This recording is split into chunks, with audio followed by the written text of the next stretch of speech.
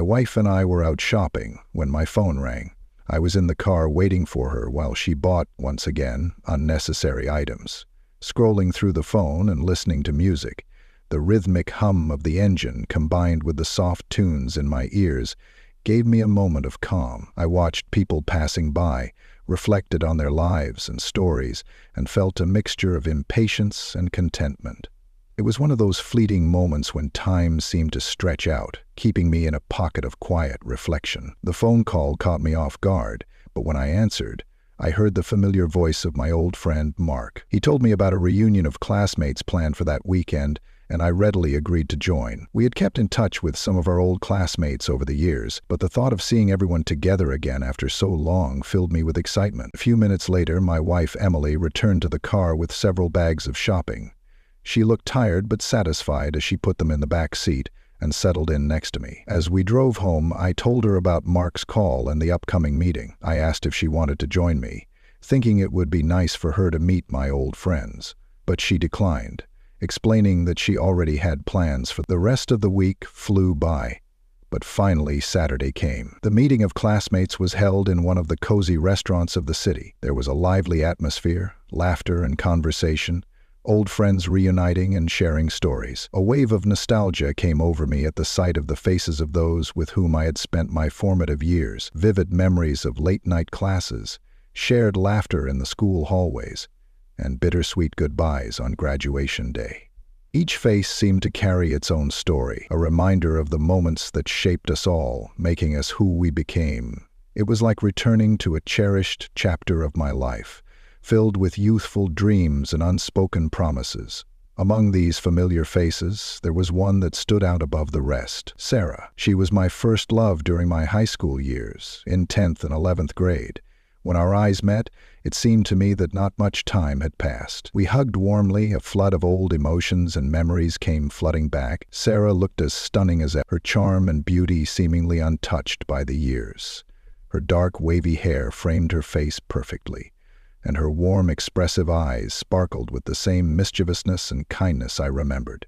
She held herself with quiet confidence, her movements graceful and her laughter infectious, as if she had effortlessly stepped from the past into the present. We chatted for hours, learning about each other's lives and laughing at the silly things we did in school. Music from our era played in the restaurant, which only added to the nostalgia.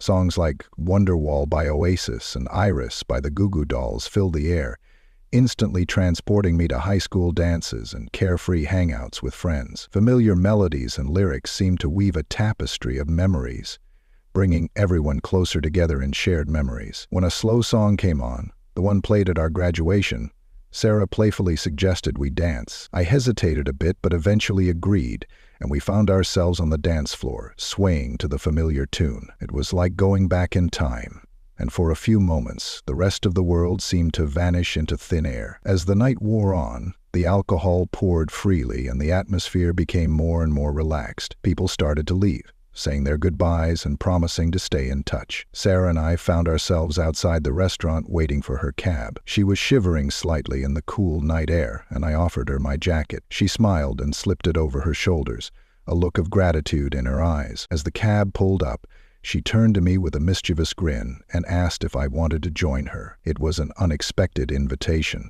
and I accepted without hesitation. Perhaps past feelings were to blame, or perhaps the alcohol had dulled my judgment. Whatever the reason, I found myself sitting next to her in the back of the cab, my heart racing. During the ride, the atmosphere between us had changed.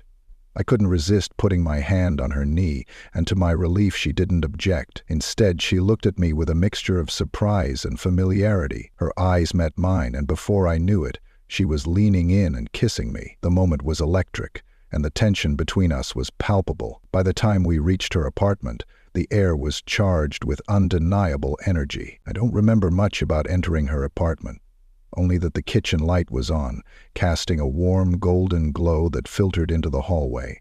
The rest of the room was dimly lit, shadows dancing softly across. The faint scent of vanilla wafted through the air, mingling with the distant hum of the living room was cozy, with plush pillows scattered across the worn couch and a small stack of books on the coffee table, hinting at her fondness for literature.